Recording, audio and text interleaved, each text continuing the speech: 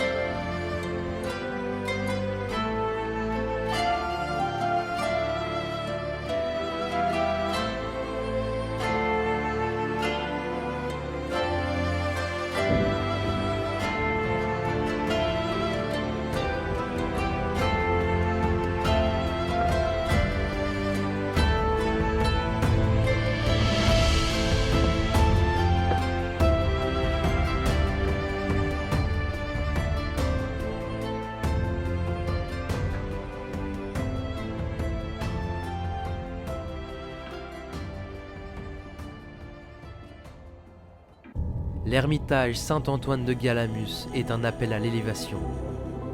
Une rencontre entre l'humain, la nature brutale et le silence dans un lieu d'exception. Mentionné dès le XVe siècle, il a été aménagé par des moines franciscains qui ont construit une chapelle et un ermitage. En 1782, la population de Saint-Paul de Fenouillet attribua à Saint-Antoine la fin d'une épidémie de suette. Après avoir déserté à la Révolution, l'ermitage fut restauré à partir de 1843. Ce sanctuaire, qui conserve les reliques de la Sainte Croix, de Sainte Victoire et du Père Paolo Iker, reste un haut lieu du pèlerinage, notamment lors des lundis de Pâques et de Pentecôte. Construit à flanc de falaise, l'ermitage domine la rivière Agly et offre une vue spectaculaire sur les gorges. Son accès difficile via un sentier escarpé renforce son atmosphère de recueillement et de solitude. Au-delà de son importance religieuse, le site est un joyau naturel abritant une faune et une flore variées. Aujourd'hui, l'ermitage accueille visiteurs et pèlerins en quête de spiritualité, de méditation et de communion avec la nature.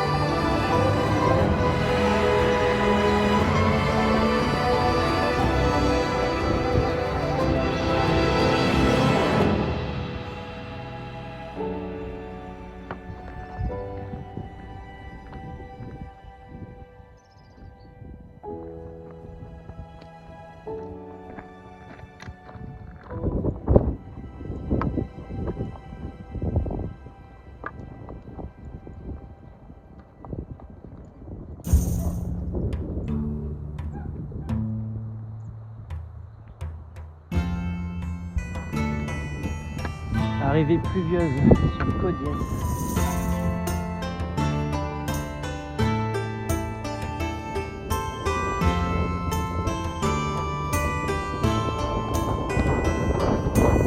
Au XIIIe siècle, Caudiès de Fenouillèdes était bien plus qu'un simple village. C'était le chef-lieu d'une viguerie, une petite juridiction qui découpait le territoire dans le sud de la France médiévale. À cette époque, la viguerie était le cœur de l'administration locale. Le viguier, son représentant, jouait un rôle central. Il rendait la justice, percevait les impôts et veillait à l'ordre, un peu comme un maire et un juge réunis. Des villes comme Carcassonne, Béziers ou Montpellier étaient elles aussi au centre de ces vigueries, véritables piliers de la vie médiévale. Aujourd'hui, ces institutions ont disparu, mais elles ont laissé des traces concrètes. À Caudiès, par exemple, la tour du Viguier, construite entre le XIIIe et XIVe siècle, se dresse toujours fièrement. Cette tour poivrière symbolisait la justice royale, un rappel puissant du rôle que jouait Caudiès au cœur de la région. Inscrite au monument historique, elle est le témoin silencieux d'un passé riche et complexe.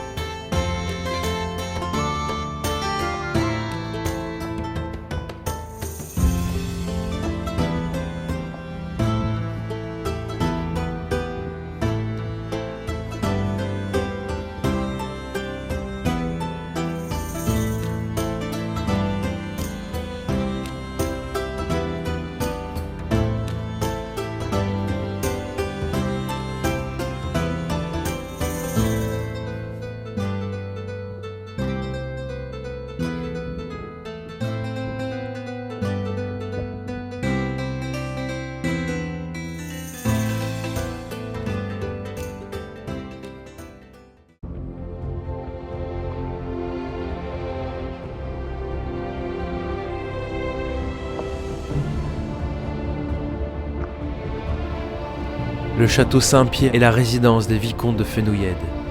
Cette famille noble locale a traversé les turbulences du XIIIe siècle. Le château, bien que stratégique, n'était pas un bastion cathare à proprement parler. Il servait surtout de centre administratif et militaire pour les vicomtes qui devaient jongler entre la loyauté royale, les alliances locales et les pressions religieuses. Si certains seigneurs prenaient fait et cause pour les cathares, d'autres restaient fidèles à la couronne et à l'église, faisant du château un reflet de cette complexité politique, parfois neutre, parfois complice. Après la chute des places fortes cathares, comme Montségur, Saint-Pierre devint un point d'ancrage pour le contrôle royal dans la région, participant à la pacification et à la réorganisation de Fenouillèdes.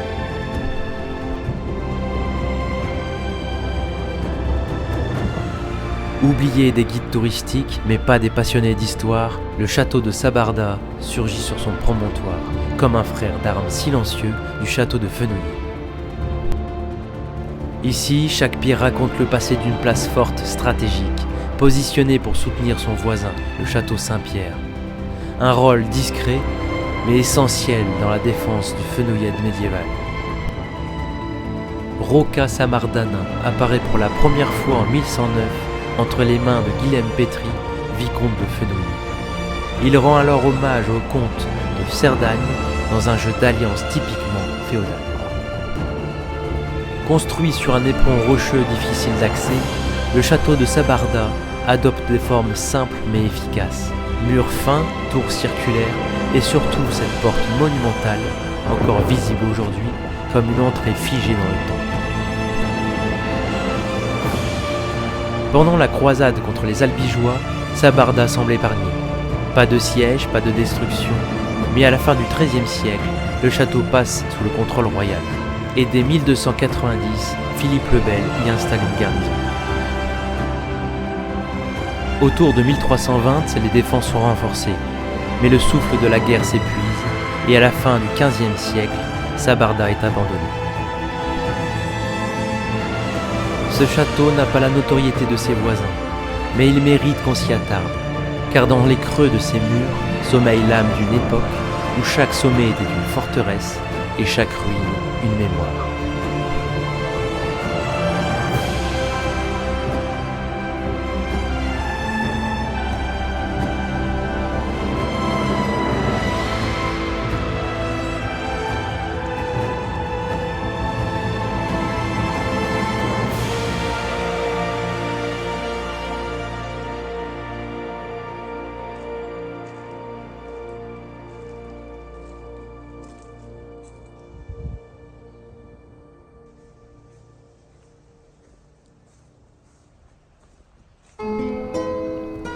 Dans les épisodes précédents, on a planté le décor, celui de l'Occitanie du XIIe et XIIIe siècle. Un territoire vibrant, vivant, mais aussi particulièrement indépendant. Ici, ni le roi de France ni l'Église de Rome ne dictent leurs lois comme ailleurs. Les seigneurs locaux y règnent avec un certain sens de la liberté, et des idées nouvelles, notamment religieuses, y trouvent un terreau fertile. Et c'est précisément dans ce climat d'ouverture que le catharisme va peu à peu s'enraciner. Le 8 juillet 1119 à Toulouse, un concile est réuni. Ceux qui, sous couleur de religion, condamnent le sacrement du corps et du sang du Seigneur, le baptême des enfants, le sacerdoce, le mariage légitime, nous le repoussons hors de l'Église comme hérétique. Nous le condamnons et nous ordonnons au pouvoir séculier de sévir contre eux. En 1165, à Lombers, près d'Albi, une assemblée judiciaire réunit prélats, laïcs et hérétiques. Parmi ces derniers, un certain Olivier, accompagné de ses compagnons qu'on appelle alors simplement les bons hommes de Lombers. Olivier représente une secte dont les croyances rappellent fortement ce qu'on qualifiera plus tard de catharisme. Les bons hommes de Lombers, eux, seraient issus de la petite noblesse locale, des aristocrates lettrés, peut-être formés au droit, qui épousent les idées religieuses dissidentes. En 1172, Ponce d'Arsac, archevêque de Narbonne, envoie une lettre alarmante au roi. La foi catholique est gravement menacée dans notre diocèse. La foi catholique est gravement menacée dans notre diocèse. La barque de Saint-Pierre est battue par les hérétiques. Elle est sur le point de sombrer. Que votre bras se lève, brandissez le bouclier de la foi, les armes de la justice. En 1178, une mission est envoyée dans le Languedoc pour tenter de rallier les seigneurs locaux à la foi catholique. C'est un groupe de prélats et de légats, des envoyés du pape, qui espèrent convaincre les grands seigneurs de renier les hérétiques ou de les livrer. Mais cette tentative va être un échec cuisant. La noblesse locale, bien que pas toujours acquise aux idées cathares, refuse de trahir ses sujets. Ici, dans le Languedoc, le pouvoir repose sur les liens féodaux, mais aussi humains, parfois familiaux. Beaucoup de bons hommes sont issus des élites locales. Ce sont des cousins, des voisins, des amis d'enfance. Et puis surtout, ces hérétiques sont perçus comme pieux, sobres, respectueux, bien plus que certains clercs de l'Église romaine. La délégation pontificale rentre bredouille, et à Rome, la frustration monte. Dans les années qui suivent, les textes officiels, les prêches, les lettres se multiplient. Le catharisme est accusé de tous les maux, blasphème, sorcellerie, subversion sociale. On commence à parler d'un cancer spirituel qui ronge le corps de l'Église. Dans cette propagande, une idée commence à émerger. Ce ne sont plus seulement des hérétiques, ce sont des ennemis. Et si les nobles du Midi ne veulent pas agir, alors on appellera les chevaliers du Nord à le faire à leur place. C'est en 1208 qu'un événement va tout faire basculer. Pierre de Castelnau, moine cistercien et légat du pape, est chargé de convertir le comte de Toulouse, Raymond VI. Il tente de le convaincre de persécuter les cathares, de chasser les bons hommes, de réaffirmer son allégeance à Rome. Mais Raymond résiste, il tergiverse, il refuse de verser le sang de ses propres sujets. Le ton monte, le légat l'excommunie publiquement, et quelques jours plus tard, sur les routes du Rhône, Pierre de Castelnau est assassiné. Les circonstances restent floues, mais l'Église accuse immédiatement Raymond VI d'avoir commandité le meurtre.